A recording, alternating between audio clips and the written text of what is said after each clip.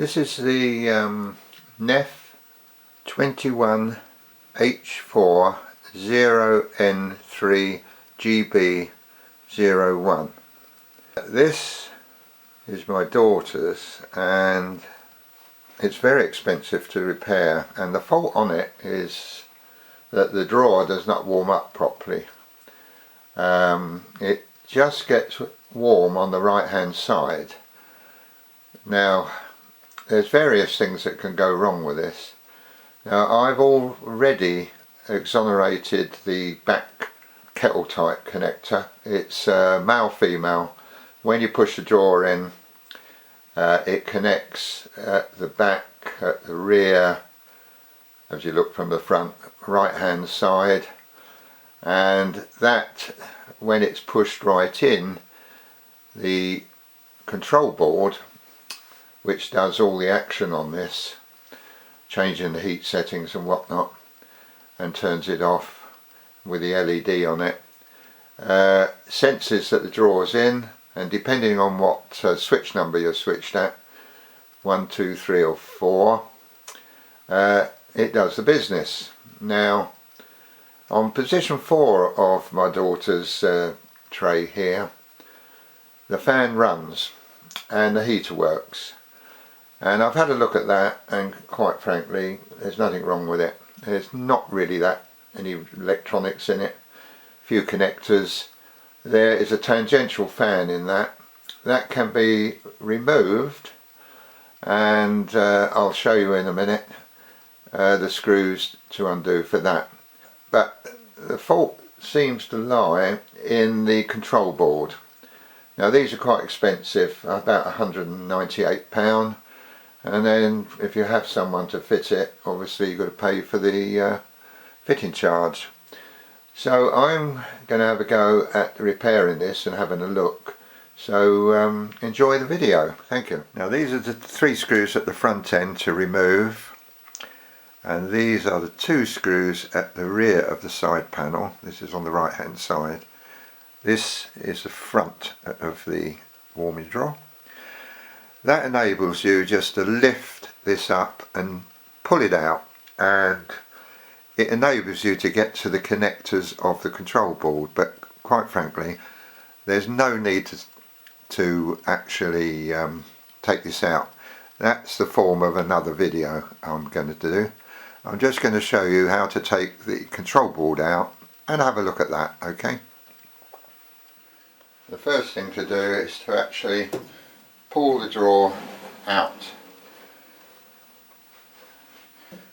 Make sure you've got this on a work surface, because if you've got this here on the edge of a table, when you pull this out, this glass is quite heavy. The whole lot fall on the floor, probably cut your toes off. So beware, it is heavy.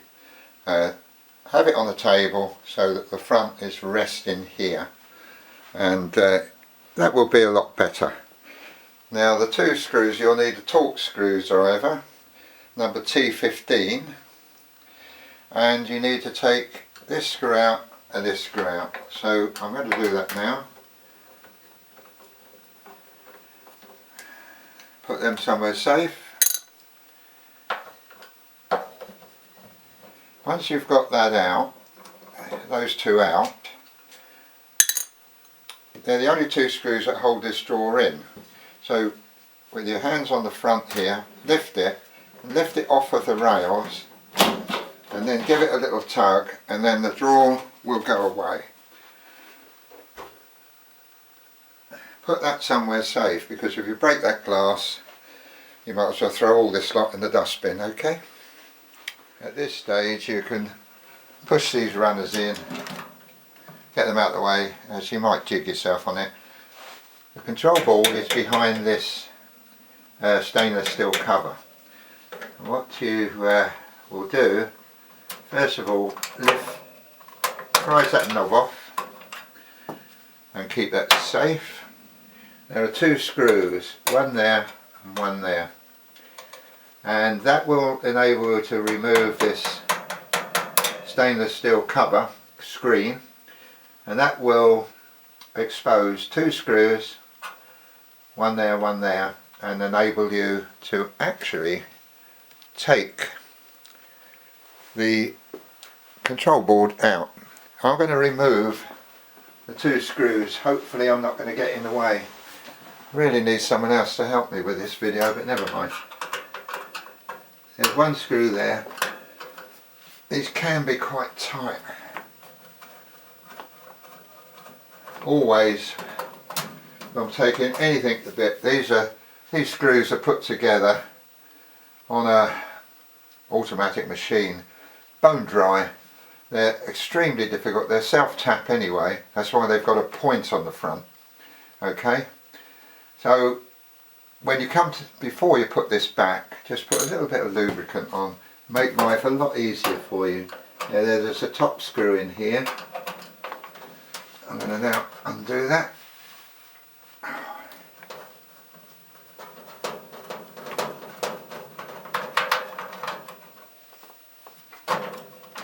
Take the other screw out. There's the other screw.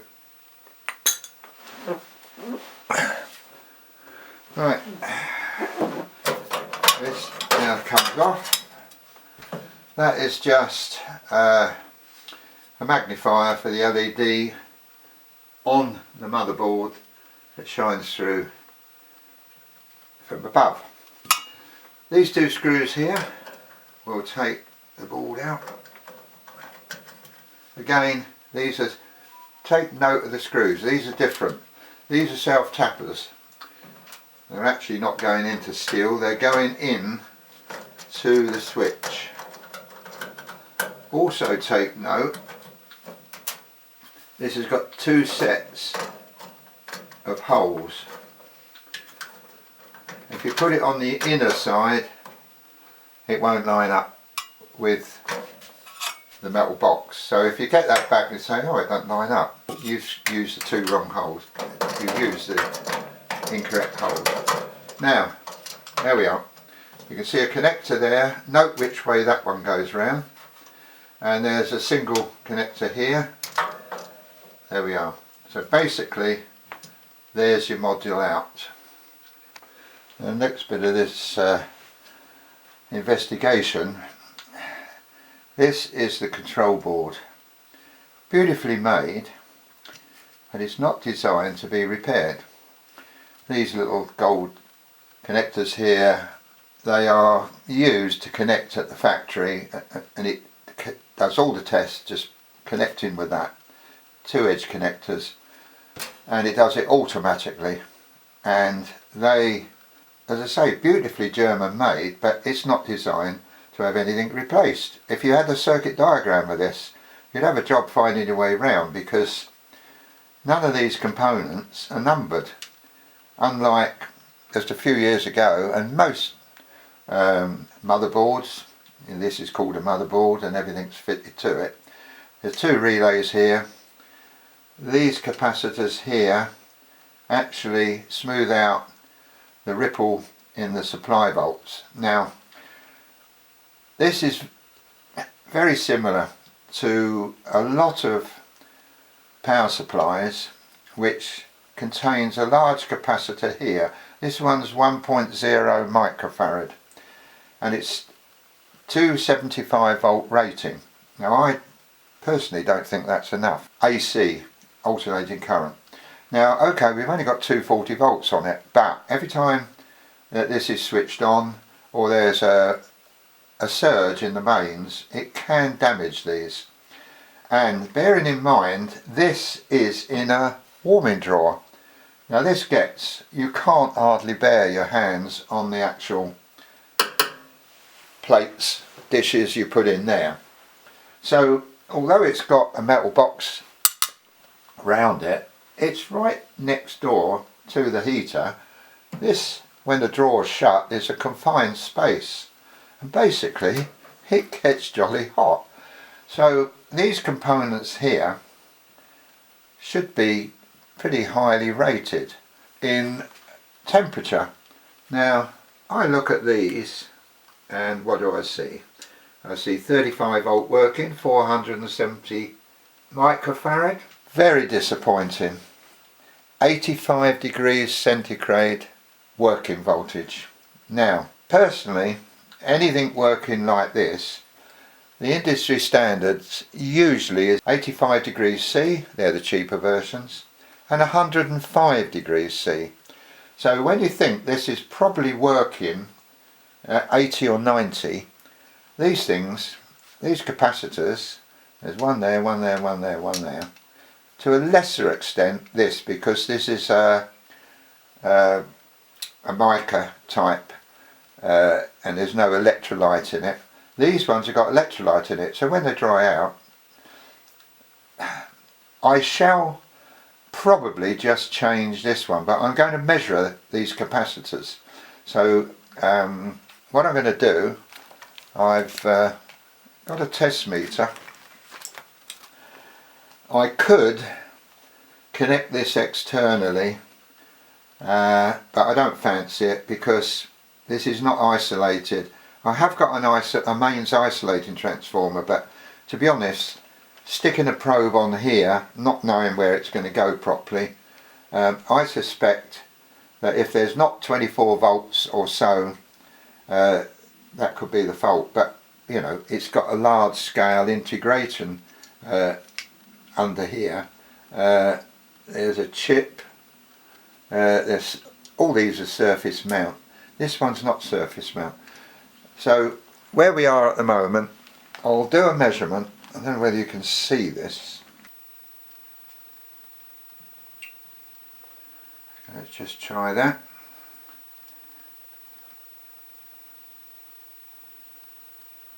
Ah, that's interesting.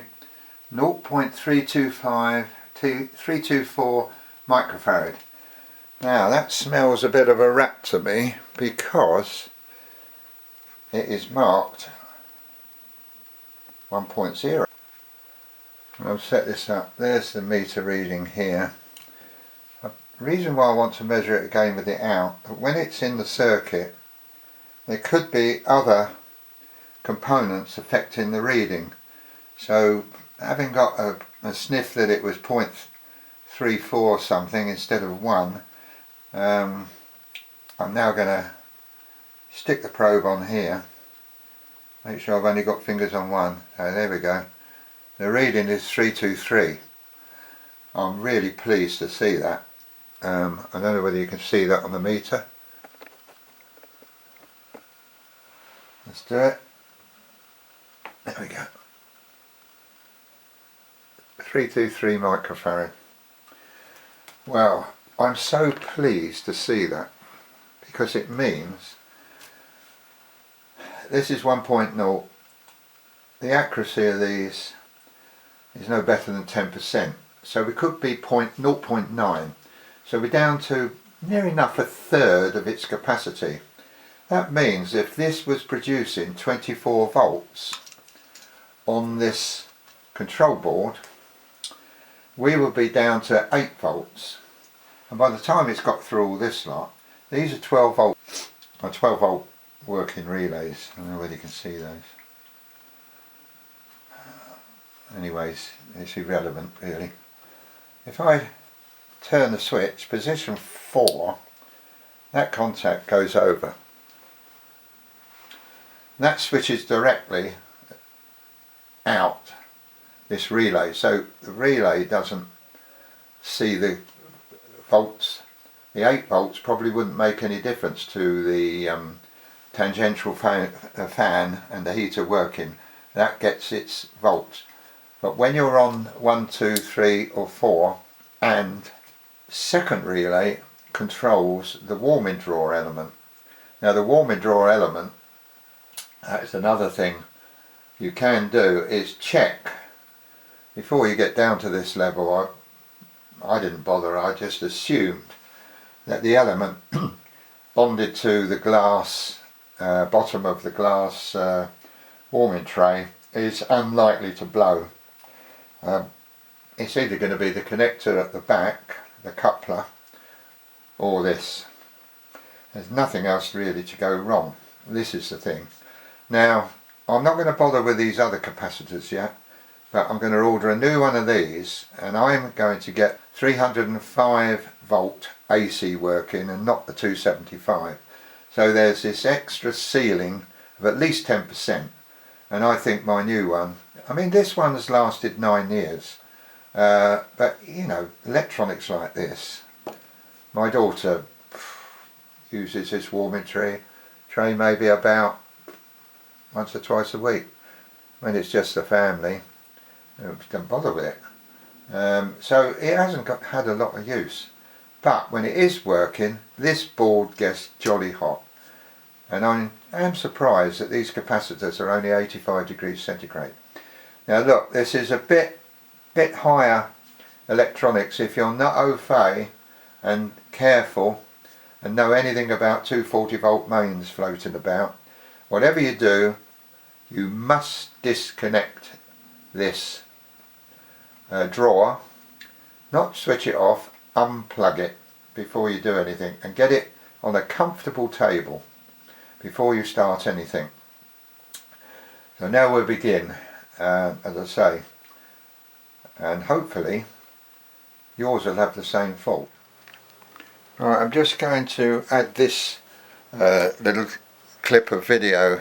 Unfortunately, the live one I did on the board, I deleted, and as the warming drawer now has gone back to my daughter and all bolted and screwed into a lovely kitchen housing, I've not got access to it.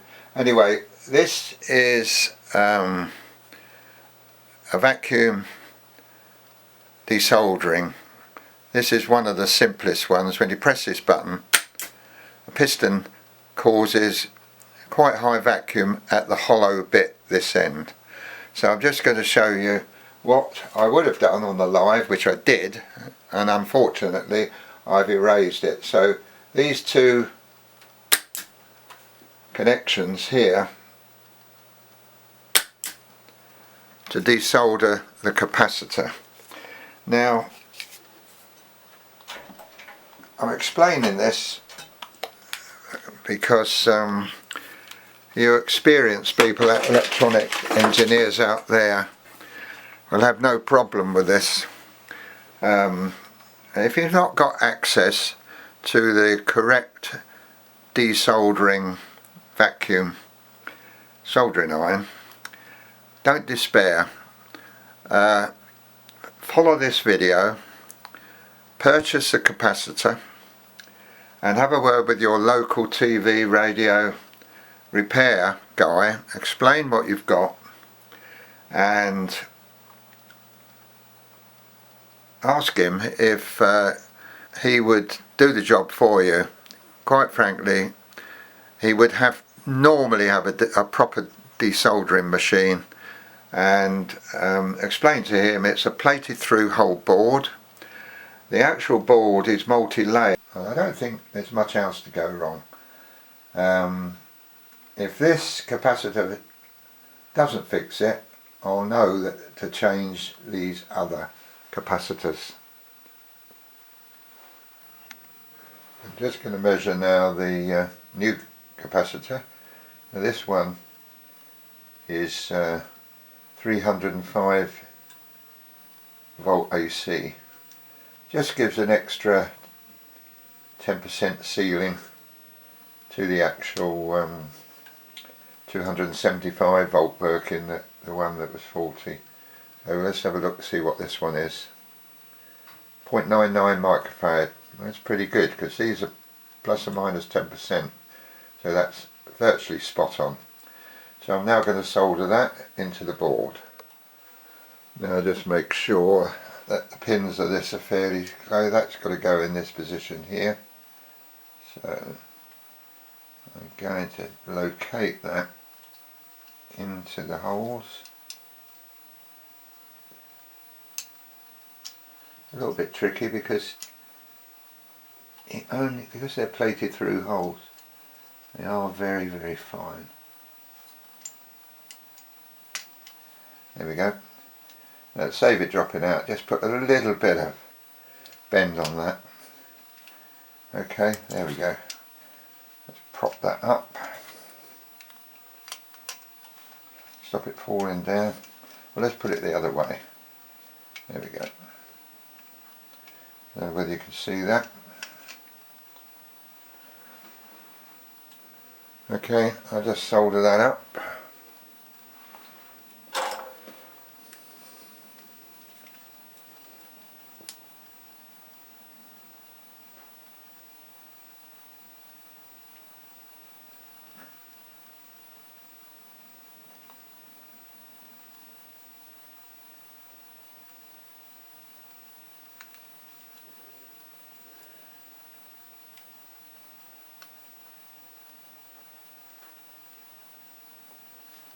There we go.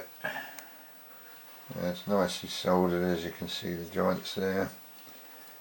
And there's a new capacitor. I don't know whether you can read this here. It does say 305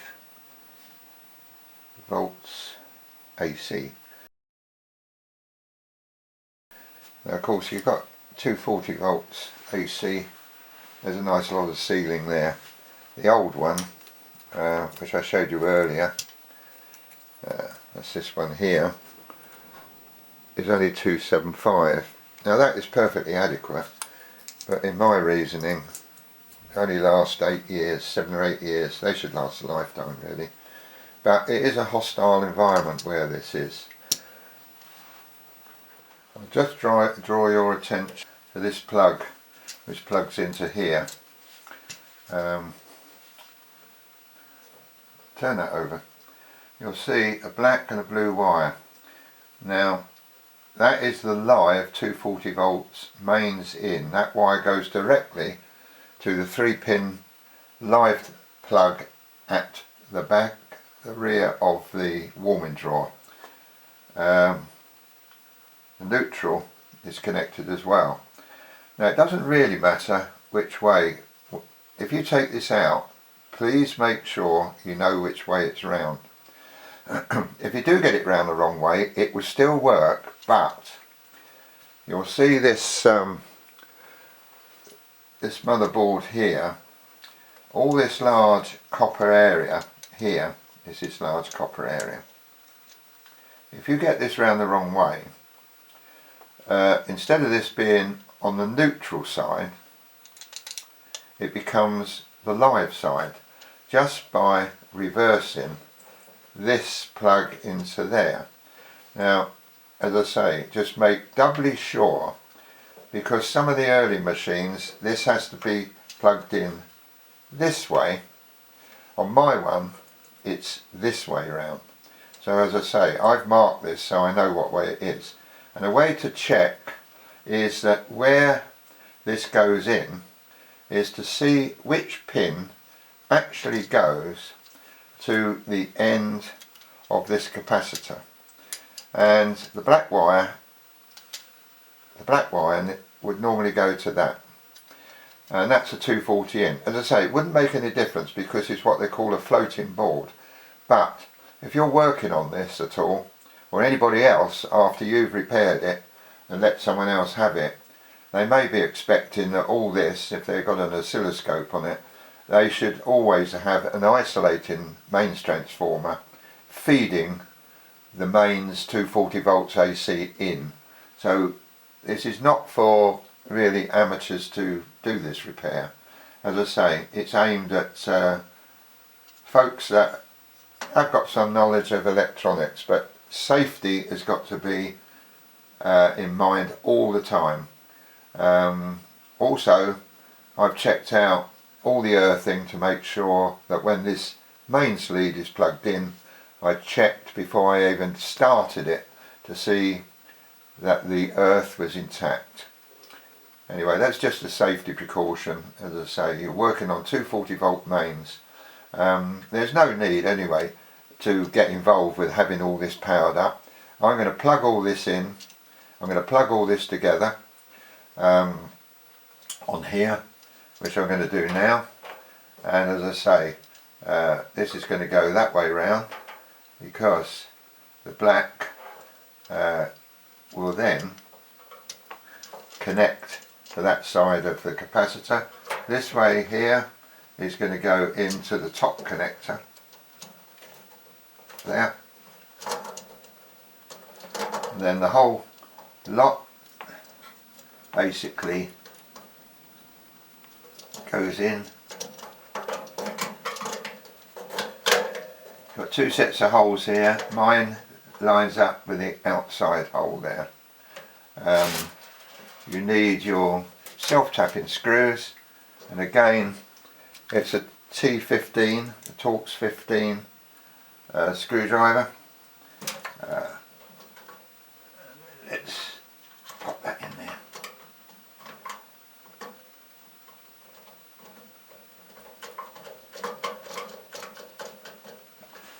And we pop the other one in.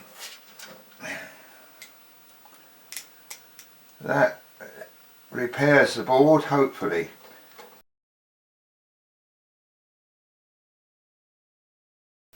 Try this out now, and I'm convinced it's be very unlucky to have another component faulty, but this is quite a hostile environment in here. Being a warming draw, it gets jolly hot when it's on number 4, and this board is obviously subject to high temperatures. The electrolytic capacitors in there are only rated at 85 degrees centigrade.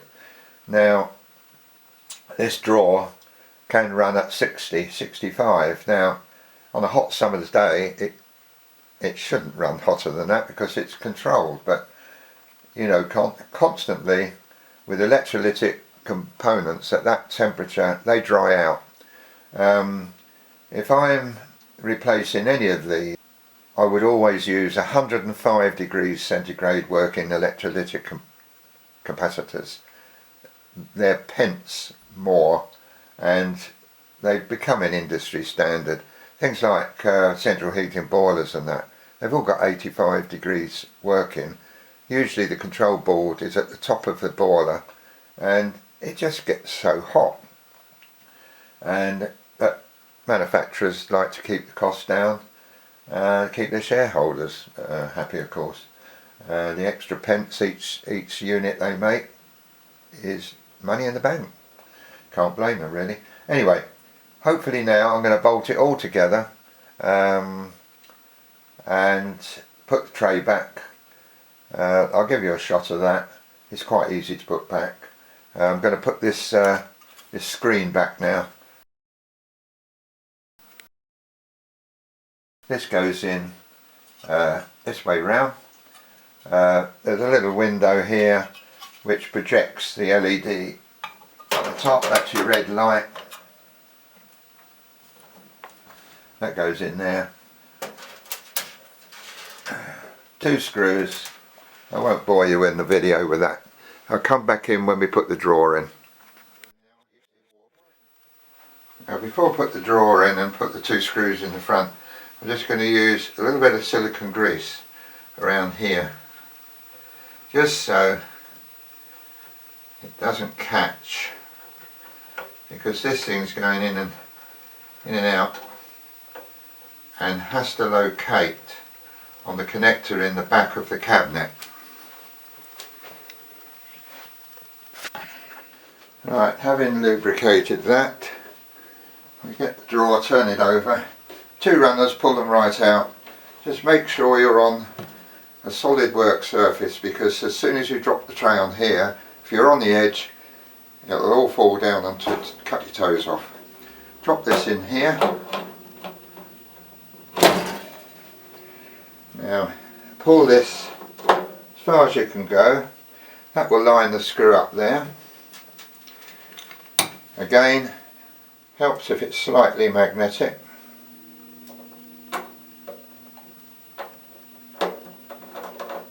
Don't do that one up tight until you've lined up the other one. Pull the runner right forward. A little grey area there. You'll then find that the holes will line up perfectly.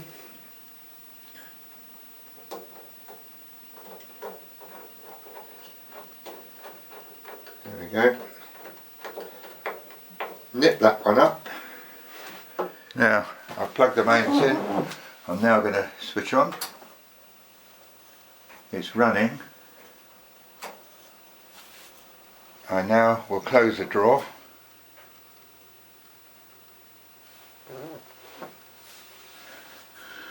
And you can see that the red light's flashing.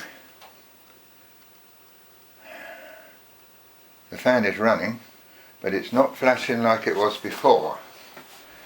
Now I'm keeping my fingers crossed that the element on the glass bowl will be getting warm. It didn't before. Now the fan's actually stopped, which is interesting. So I can't remember the logic of this, the way it all works and everything, but the LED is definitely not flashing. So I'm waiting. I will open the drawer and test to see if there's any warmth on the drawer. I'm quite impatient on that. See, I'm going to feel it now, to be honest. So I'm now opening the drawer, and the drawer is warm. It's now flashing. Job done. But I would add, you must have a proficiency in safety working on 240 volts AC and a knowledge on working on plated through circuit boards. But with, I hope, what you have seen, you can remove with the proper tools and the components that are faulty. Obviously, if any of the brain of the power module doesn't work, you won't be able to repair it. But just removing that capacitor, and it will be a common fault, I assure you, because these capacitors appear in central heating boiler controllers, central heating timers, all manner of things, where years and years ago they had a mains transformer which converted and stepped down the 240 volts AC down to whatever, 12, 24, whatever. A 1 microfarad, as in this power module, will drop it down to about 24 volts, 10 to 1. The reason for this is that a capacitor working on alternating current, 50 cycles a second, if you look at the formulae, it acts as a resistance, but it's not a resistor. It is not a physical resistance, it's an electrical resistance. Hopefully I've given an insight into this, and as I say, this board from NEFF is £198, probably cost a bit of delivery. That component that I changed, the capacitor, 1 microfarad, 305 volts AC working, was £3.99 delivered. I hope you enjoyed the video, and watch out for any more of mine. Thank you very much. Goodbye.